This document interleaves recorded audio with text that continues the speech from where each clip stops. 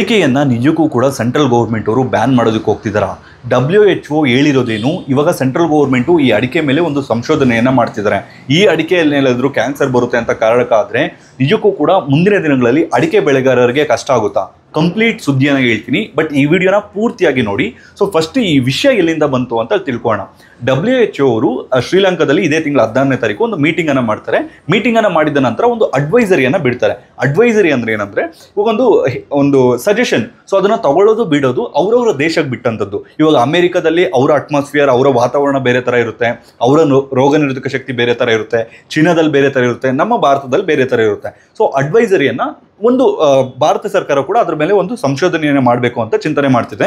So ಅಡಿಕೆಯಿಂದ ನಿಜಕ್ಕೂ ಕೂಡ ಬರುತ್ತಾ ಅಂತ, ಹಂಗಂತ ಅಡಿಕೆಯಿಂದ ಕ್ಯಾನ್ಸರ್ ಬರುತ್ತೆ ಅಂತ ಬಿಟ್ಟು ಅಡಿಕೆನ ಏನಾದರೂ ಬ್ಯಾನ್ ಮಾಡಬೇಕಂದ್ರೆ ಫಸ್ಟ್ ಸಿಗರೇಟನ್ನು ಬ್ಯಾನ್ ಮಾಡಬೇಕಾಗುತ್ತೆ, ಅದಾದ ನಂತರ ಡ್ರಿಂಕ್ಸನ್ನು ಬ್ಯಾನ್ ಮಾಡಬೇಕಾಗುತ್ತೆ, ಅದಾದ ನಂತರ ಈ ಅಡಿಕೆ ಬಗ್ಗೆ ಮಾತಾಡ್ಬೋದು. ಸೊ ಅಡಿಕೆ ಹಾಕೊಂಡ್ರೆ ನಿಜಕ್ಕೂ ಕೂಡ ಕ್ಯಾನ್ಸರ್ ಬಂದ್ಬಿಡುತ್ತಾ? ಇಲ್ಲ. ಆಗಿನ ಕಾಲದಿಂದ ಕೂಡ ನಮ್ಮ ಪೂರ್ವಿಕರು ಮೇಯ್ನಾಗಿ ಪೂಜೆಯಲ್ಲಿ ಅಡಿಕೆಯನ್ನು ಬಳಸ್ತೀವಿ. ಅದಾದ ನಂತರ ಎಲೆ ಅಡಿಕೆ ಹಾಕ್ಕೊಳ್ತಾರಲ್ವಾ, ಅವ್ರಿಗೂ ಕೂಡ 90% ಯಾರಿಗೂ ಕೂಡ ಬಂದಿಲ್ಲ ಈ ಎಲೆ ಅಡಿಕೆ ಹಾಕ್ಕೊಂಡು. ಬಟ್ ಆ ಸುಣ್ಣ ಮತ್ತು ಬೇರೆ ಬೇರೆ ಕೆಮಿಕಲ್ಗಳನ್ನು ಮಿಕ್ಸ್ ಮಾಡೋದ್ರಿಂದ ಕೆಲವೊಬ್ಬರಿಗೆ, ಅದು ಕೂಡ 10% ಅಷ್ಟೇ. ಬಟ್ ಇವಾಗ ಪ್ರಾಬ್ಲಮ್ ಎಲ್ಲಿಂದ ಶುರುವಾಗ್ತಿದೆ ಅಂದರೆ ಮೇಯ್ನಾಗಿ ಈ ಗುಟ್ಕಾ ಪಾನ್ ಮಸಾಲ ಹಾಕ್ತಿದಾರಲ್ಲ, ಈ ವಿಮಲ್ಲು ಅಥವಾ RMD ಅಥವಾ ತುಂಬ ನಿಮಗೆ ಗೊತ್ತಿರುತ್ತೆ ಯಾರು ಅಡಿಕೆ ಲೈಕ್ ವಿಮಲ್ಲು ಅಥವಾ ಅದು ಇದು ಹಾಕ್ತಿರ್ತಾರೋ. ಸೊ ಅದರಲ್ಲಿ ಕೆಲವೊಂದು ಫ್ಲೇವರ್ಗೋಸ್ಕರ ಇಲ್ಲದೇ ಇರೋದನ್ನೆಲ್ಲ ಮಿಕ್ಸ್ ಮಾಡ್ತಿದ್ದಾರೆ. ಸೊ ಆ ಮೂಲಕ ಕ್ಯಾನ್ಸರ್ ಅನ್ನೋದು ಜಾಸ್ತಿ ಆಗ್ತಿದೆ. ಸೊ ಇವಾಗ ಏನಾದರೂ ಅಡಿಕೆನ ಎಲ್ಲಿ ಬಳಸ್ತಾರೆ ಅಂತ ತಿಳ್ಕೊಳ್ಳೋಣ. ಅವಾಗ ನಮ್ಗೆ ಗೊತ್ತಾಗುತ್ತೆ ಅಡಿಕೆ ಬೆಲೆ ಕುಸಿಯುತ್ತಾ ಅಥವಾ ಇನ್ಮುಂದೆ ಇನ್ನೂ ಜಾಸ್ತಿ ಆಗುತ್ತಾ ಅಂತ. ನಮ್ಮ ಭಾರತದಲ್ಲಿ 55ರಿಂದ 60% ಬಂದುಬಿಟ್ಟು ಅಡಿಕೆಯನ್ನು ಗುಟ್ಕಾ, ಪಾನ್ ಮಸಾಲ, ಸಫಾರಿ ಲೈಕ್ ಅಂದರೆ ಈ ಪಾನ್ ಪರಕ್ಕೆ ಇರುತ್ತಲ್ವಾ ಅಂಥದಕ್ಕೆ ಬಳಸ್ತಾರೆ. ಇನ್ನು 25ರಿಂದ 30% ಬಂದುಬಿಟ್ಟು ಡೈರೆಕ್ಟಾಗಿ ಎಲೆ ಅಡಿಕೆ ಹಾಕ್ಕೊಳ್ಳೋದಕ್ಕೆ ಬಳಸ್ತಾರೆ, ಮತ್ತು ಕೆಲವೊಂದು ಪೂಜೆಗಳಿಗೆ ಬಳಸ್ತಾರೆ. ಆ್ಯಂಡ್ ಲಾಸ್ಟ್ ಟೈಮ್ ಒಂದು ಕಮೆಂಟ್ ಮಾಡಿದರು ಪೈಂಟಲ್ಲಿ ತುಂಬ ಬಳಸ್ತಾರೆ ಅಂತ. ನಮ್ಮ ದೇಶದಲ್ಲಿ ಪೈಂಟಲ್ಲಿ ಬಳಸುವಂಥದ್ದು ಕೇವಲ 5% ಮಾತ್ರ. ಇನ್ನು ಓವರಾಲ್ ಆಗಿ ಅದನ್ನು ಡೈರೆಕ್ಟಾಗಿ ಎಕ್ಸ್ಟ್ರಾಕ್ಟ್ ಮಾಡಿ ಕೆಲವೊಂದು ಬೇರೆ ಇಂಡಸ್ಟ್ರಿಯಲ್ಲೂ ಕೂಡ ಬಳಸ್ತಾರೆ. ಬಟ್ ಅದೆಲ್ಲ ಕೂಡ ತುಂಬ ಕಡಿಮೆ. 60% ಗುಟ್ಕಾ, ಪಾನ್ ಮಸಾಲ, ಇನ್ನು 25ರಿಂದ 30 ಡೈರೆಕ್ಟಾಗಿ ಅಡಿಕೆ ತಿನ್ನೋದು. ಸೊ ಇನ್ನು 10% ಆ ಕಡೆ ಈ ಕಡೆ ಅಂತ ಆಗುತ್ತೆ. ಸೊ ಇವಾಗ ಕೆಲವೊಂದು ದೇಶಗಳಲ್ಲಿ ಮೇಯ್ನಾಗಿ ಈ ಗುಟ್ಕಾ ಪಾನ್ ಮಸಾಲ ಅನ್ನೋದು ಬ್ಯಾನ್ ಇದೆ. ನಮ್ಮ ಭಾರತದಲ್ಲಿ ನೋಡ್ಕೊಳ್ಳೋದಾದರೆ ಕೆಲವೊಂದು ರಾಜ್ಯಗಳಲ್ಲಿ ಈ ಗುಟ್ಕಾ ಪಾನ್ ಮಸಾಲನ ಬ್ಯಾನ್ ಮಾಡಬೇಕು ಅಂತ ನೋಡ್ತಿದ್ದಾರೆ. ಅದು ಕೂಡ ಯಾಕಂದರೆ ಅವ್ರಿಗೇನು ಕ್ಯಾನ್ಸರ್ ಬರುತ್ತೆ ಅಂತಲ್ಲ.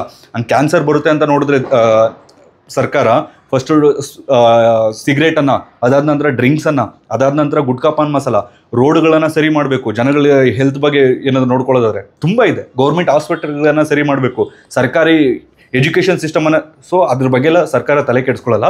ಬಟ್ ಎಲ್ಲದಕ್ಕಿಂತ ದೊಡ್ಡ ಸಮಸ್ಯೆ ಏನಾಗ್ತಿದೆ ಅಂದರೆ ಈ ಗುಟ್ಕಾ ಪಾನ್ ಮಸಾಲೆಯಿಂದ ಈ ನೀವು ಸರ್ಕಾರಿ ಮೆಟ್ರೋದಲ್ಲಾಗಿರ್ಬೋದು ಅಥವಾ ಬಸ್ಗಳಲ್ಲಾಗಿರ್ಬೋದು ಅಥವಾ ಒಳ್ಳೆ ಜಾಗಗಳಲ್ಲೇ ಈ ಥರ ಉಗಿತಾ ಇರ್ತಾರೆ. ಸೊ ಅದರಿಂದ ಎಷ್ಟೇ ಆತ್ಮನಿರ್ಭರ್ ಭಾರತ ಅಥವಾ ಸ್ವಚ್ಛ ಭಾರತ್ ಮಾಡಿದ್ರು ಕೂಡ ಈ ಗುಟ್ಕಾ ಪಾನ್ ಮಸಾಲ ಅನ್ನೋದು ಒಂಥರ ದೇಶಕ್ಕೆ ಒಂಥರ ನೆಗೆಟಿವ್ ಆಗಿ ಹೋಗ್ತಾ ಇದೆ. ಸೊ ಅದಕ್ಕೆ ಕೆಲವೊಂದು ರಾಜ್ಯಗಳು ಅಥವಾ ರಾಜ್ಯ ಸರ್ಕಾರಗಳು ಈ ಗುಟ್ಕಾ ಪಾನ್ ಮಸಾಲಾನ ಬ್ಯಾನ್ ಮಾಡಬೇಕು ಅಂತ ನೋಡ್ತಿದ್ದಾರೆ. ಬಟ್ ಇನ್ನೂ ಕೂಡ ಇದಾಗಿಲ್ಲ. ಸೊ ಇನ್ನು ನಮ್ಮ ಕರ್ನಾಟಕ ಅಥವಾ ನಮ್ಮ ಭಾರತದ ಬಗ್ಗೆ ಬರೋದಾದರೆ ಯಾವುದೇ ಕಾರಣಕ್ಕೂ ಇದು ಮಾಡಲ್ಲ, ಅಂದರೆ ಬ್ಯಾನ್ ಮಾಡೋಕ್ಕಾಗಲ್ಲ. ಇನ್ನೂ ಮಾಡಿದ್ರು ಕೂಡ 5ರಿಂದ 10 ವರ್ಷ ಆಗುತ್ತೆ.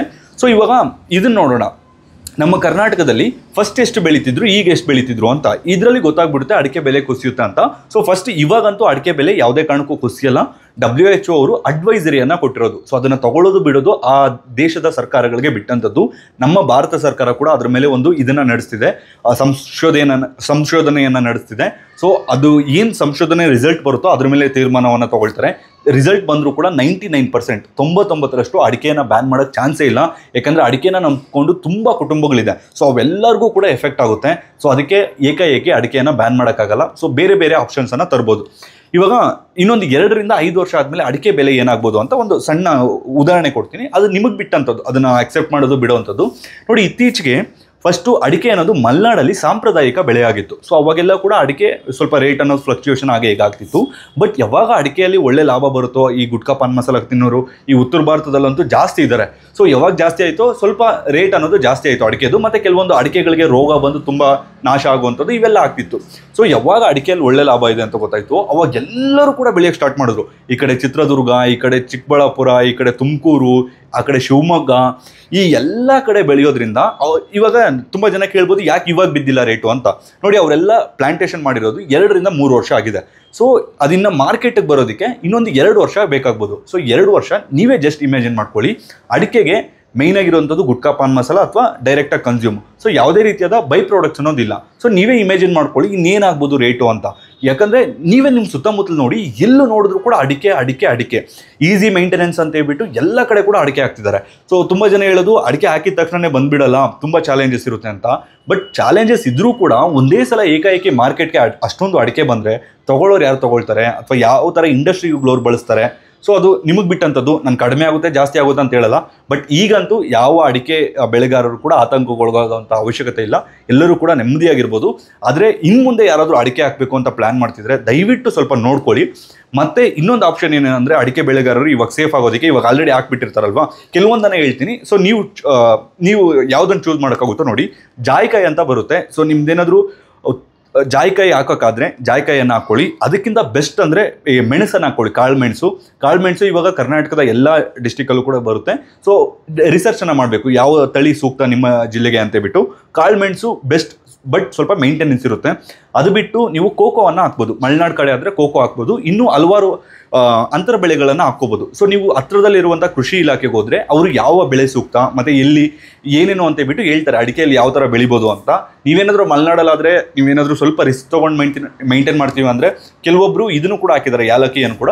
ಸೊ ಅದು ನಿಮಗೆ ಬಿಟ್ಟಂಥದ್ದು ಅಂತರ ಬೆಳೆ ಯಾವ್ದು ಹಾಕ್ಬೋದು ಅಂತ. ನೀವು ಇವಾಗ ಇನ್ನೊಂದು 5 ವರ್ಷ ಅಥವಾ 10 ವರ್ಷ ಆದಮೇಲೆ ಅಡಿಕೆ ಬೆಳೆ ಬೀಳುತ್ತೆ ಅಂತ ಅಂದ್ಕೊಳ್ಳಿ. ಬಿದ್ದರೂ ಕೂಡ ನೀವು ಬ್ಯಾಕಪ್ ಆಗಿ ಪೆಪ್ಪರ್ ಆಗಿರ್ಬೋದು, ಅಥವಾ ಜಾಯಿಕಾಯಿ ಆಗಿರ್ಬೋದು, ಅಥವಾ ಕಾಳುಮೆಣಸು ಆಗಿರ್ಬೋದು, ಈ ಥರದನ್ನ ನೀವು ಹಾಕ್ಕೊಂಡಾಗ ಸೊ ಕಮರ್ಷಿಯಲಿ ಸ್ವಲ್ಪ ಹೆಲ್ಪ್ ಆಗುತ್ತೆ. ಸೊ ರೈತರೆಲ್ಲ ಕೂಡ ಸ್ವಲ್ಪ ಮುಂಜಾಗ್ರತಾ ಕ್ರಮಗಳನ್ನು ತಗೊಳ್ಳಿ ಅಷ್ಟೇ. ಸೊ ಓವರಾಲ್ ಆಗಿ ಹೇಳೋದಾದರೆ ಈಗ ಸದ್ಯಕ್ಕೆ ಯಾವುದೇ ಕಾರಣಕ್ಕೂ ಅಡಿಕೆ ಬೀಳಲ್ಲ, ಹಂಗೆ ಏಕಾಏಕಿ ಬ್ಯಾನ್ ಮಾಡೋಕ್ಕೂ ಆಗಲ್ಲ.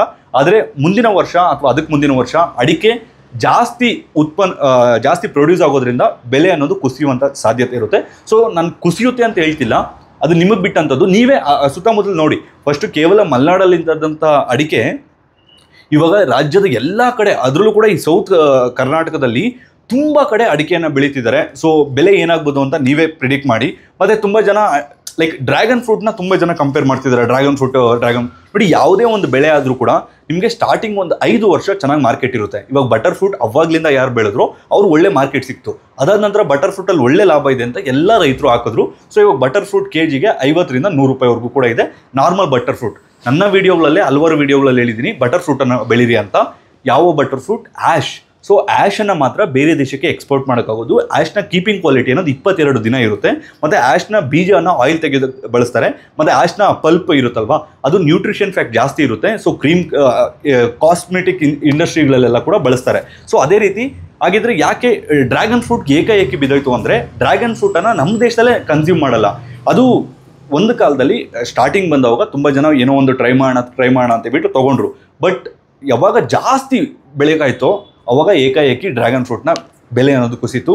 ಅದು ಹೇಳಿದ್ನಲ್ವ, ನಮ್ಮ ರೈತರು ಏನಾದರೂ ಫಸ್ಟ್ ಇವಾಗ ನೋಡಿ ಎಕ್ಸಾಂಪಲ್ ಶ್ರೀಗಂಧ ಹಾಕಿ ಅಂದರೆ ಯಾರು ಕೂಡ ಹಾಕಲ್ಲ. ಇನ್ನೊಂದು 5 ವರ್ಷ ಅಥವಾ 10 ವರ್ಷ ಆದಮೇಲೆ ಯಾರ್ಯಾರು ಶ್ರೀಗಂಧ ಹಾಕಿದಾರೋ ಅವ್ರದ್ದು ಫಸ್ಟ್ ಈಲ್ಡ್ ಅನ್ನೋದು ಬರುತ್ತೆ. ಸೊ ಅವಾಗ ನಾನು ಎಕರೆಗೆ 10 ಕೋಟಿ ದುಡ್ದೆ 20 ಕೋಟಿ ದುಡ್ದೆ ಅಂತ ವೀಡಿಯೋ ಮಾಡಿದ್ರೆ ಅವಾಗ ಎಲ್ಲರೂ ಕೂಡ ಹಾಕ್ಬಿಡ್ತಾರೆ, ಲಕ್ಷ ಹೆಕ್ಟೇರ್ಗಟ್ಟಲೆ ಹಾಕ್ಬಿಡ್ತಾರೆ. ಸೊ ಅವಾಗ ಏನಾಗುತ್ತೆ, ಪ್ರೈಸ್ ಅನ್ನೋದು ಡ್ರಾಪ್ ಆಗುತ್ತೆ. ಸೊ ಇವಾಗ ಬಟರ್ ಫ್ರೂಟ್ ಆ್ಯಶು ಕೂಡ ತುಂಬ ಜನ ರೈತರು ಬೆಳೀತಿದ್ದಾರೆ. ಬಟ್ ಆದರೂ ಕೂಡ ಅದಕ್ಕೆ ಇವಾಗ ಸದ್ಯಕ್ಕೆ 400 ರೂಪಾಯಿ ಹೋಗ್ತಿದೆ. ಮುಂದಿನ ತಿಂಗಳಲ್ಲಿ 100 ರೂಪಾಯಿ ಹೋದ್ರೂ ಕೂಡ ಅದರ ಮಿನಿಮಮ್ ಅಂತೂ ವರ್ಕೌಟ್ ಆಗುತ್ತೆ. ಆದರೆ ಅಡಿಕೆಗೆ ಬೈ ಪ್ರಾಡಕ್ಟ್ಸ್ ಇಲ್ಲ, ಡ್ರ್ಯಾಗನ್ ಫ್ರೂಟ್ಗೂ ಕೂಡ ಅಷ್ಟೊಂದು ಬೈ ಪ್ರಾಡಕ್ಟ್ಸ್ ಇರಲಿಲ್ಲ, ಅದಕ್ಕೆ ಬೆಲೆ ಅನ್ನೋದು ಕುಸಿತು. ಸೊ ರೈತರು ಸ್ವಲ್ಪ ಪ್ಲ್ಯಾನಿಂಗನ್ನು ಮಾಡ್ಕೊಳ್ಳಿ. ಇನ್ನು ಮುಂದಿನ ದಿನಗಳಲ್ಲಿ ಸ್ವಲ್ಪ ಕಷ್ಟ ಆಗ್ಬೋದು. ಸೊ ಅದು ನಿಮಗೆ ಬಿಟ್ಟಂಥದ್ದು, ನಾನು ಕಡಿಮೆ ಆಗುತ್ತೆ ಜಾಸ್ತಿ ಆಗುತ್ತೆ ಅಂತ ಹೇಳಲ್ಲ, ಸ್ವಲ್ಪ ನೋಡ್ಕೊಳ್ಳಿ ಅಷ್ಟೇ. ಸೊ ಈಗ ಸದ್ಯಕ್ಕೆ ಯಾರು ಕೂಡ ಆತಂಕಗೊಳಗಾಗುವಂಥ ಇದಿಲ್ಲ. ಕೇಂದ್ರ ಸರ್ಕಾರ ಸಂಶೋಧನೆಯನ್ನು ಮಾಡ್ತಿದ್ದಾರೆ, ಅಡಿಕೆಯಿಂದ ನಿಜಕ್ಕೂ ಕೂಡ ಏನಾದರೂ ಹೆಲ್ತ್ಗೆ ಇದು ಆಗುತ್ತಾ ಅಂತ. ಸೊ ಕಾದು ನೋಡೋಣ ಏನಾಗುತ್ತೆ ಅಂತ. ಸೊ ನಿಮ್ಗೇನಾದರೂ ಡೌಟ್ ಇತ್ತು ಅಂದರೆ ಈ ವಿಡಿಯೋನ ಲೈಕ್ ಮಾಡಿ, ಕಮೆಂಟ್ ಮಾಡಿ. ನಿಮ್ಗೇನಾದ್ರು ಡೌಟ್ ಇದ್ದರೆ ಕಮೆಂಟ್ ಮಾಡಿ. ಮತ್ತು ಇದೇ ರೀತಿಯ ಡೈಲಿ ಟ್ರೆಂಡಿಂಗ್ ಟಾಪಿಕ್ ಮೇಲೆ ಒಂದು ವಿಡಿಯೋ ಇರುತ್ತೆ. ಸೊ ಕೆಳಗಡೆ ಕಾಣ್ತಿರೋಂಥ ರೆಡ್ ಕಲರ್ ಸಬ್ಸ್ಕ್ರೈಬ್ ಬಟನನ್ನು ಪ್ರೆಸ್ ಮಾಡಿ. ಹೇಳೋದ್ರಲ್ಲಿ ಏನಾದರೂ ಮಿಸ್ಟೇಕ್ ಇದ್ದರೆ ದಯವಿಟ್ಟು ಕ್ಷಮಿಸಿ. ಧನ್ಯವಾದಗಳು.